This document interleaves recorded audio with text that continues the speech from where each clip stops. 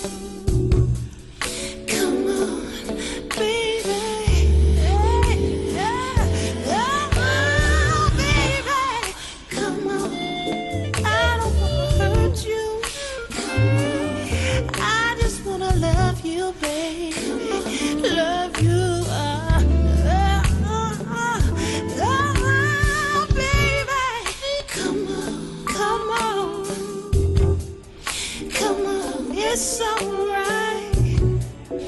Come on, I just wanna love you. Come on, baby, let me love you. Come on, I got a love just for you, baby. I will catch you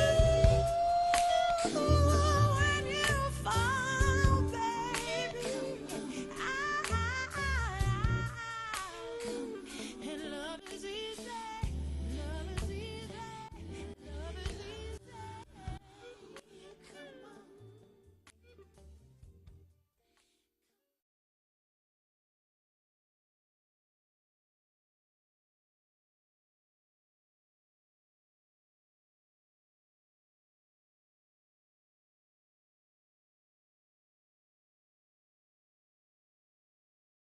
Good evening and welcome to MetroWorld Entertainment Television.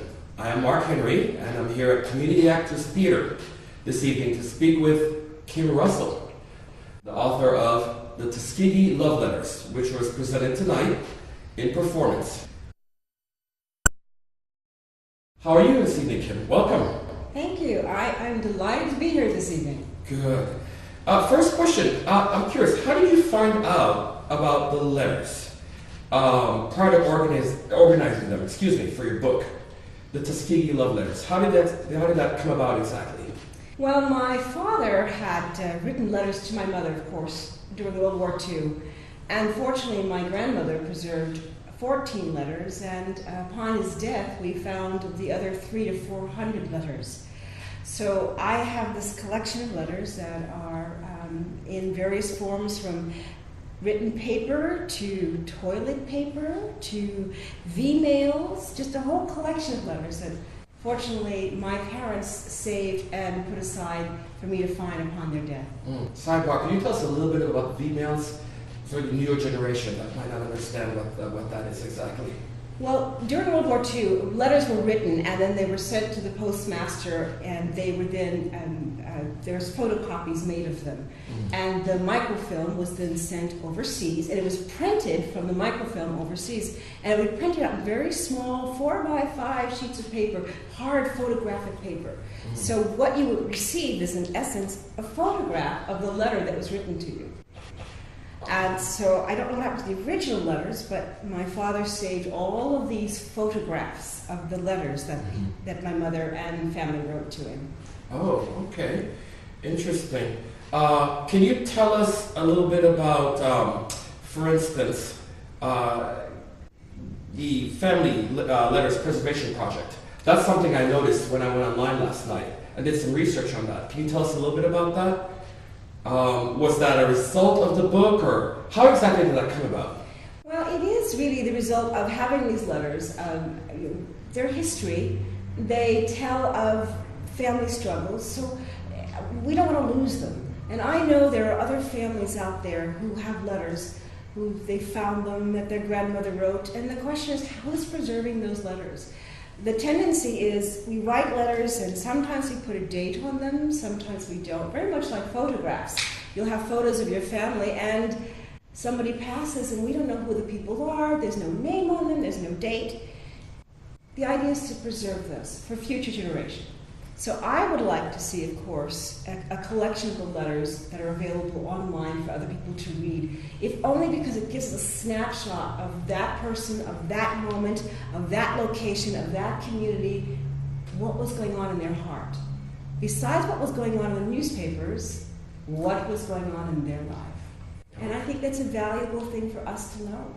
So that was sort of a broader base, a broader snapshot, giving us more of a intricate idea of what was going on. I hope that we're all able to step back and find out what our grandparents thought. How did our grandparents deal with issues of sexuality? How did our grandparents deal with having no money, having no job, or a loved one, that's having issues? And I think if you learn how they went through it, it gives you some sense of, I'm not alone. So I want families to be able to say to future generations, you aren't alone. We've done this. We've been here. We didn't always make the right choices. We made a lot of bad choices. Right. But I'm still here, and I still love you.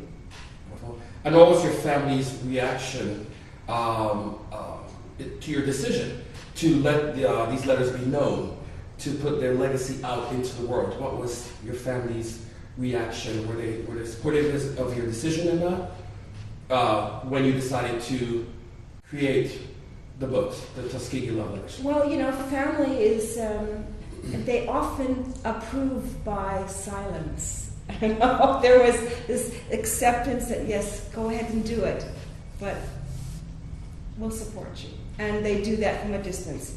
And except when it's time for performance time, they will come.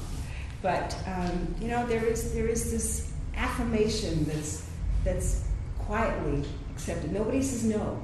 Okay. Just do it. Okay. Just do it. Just do it. Okay.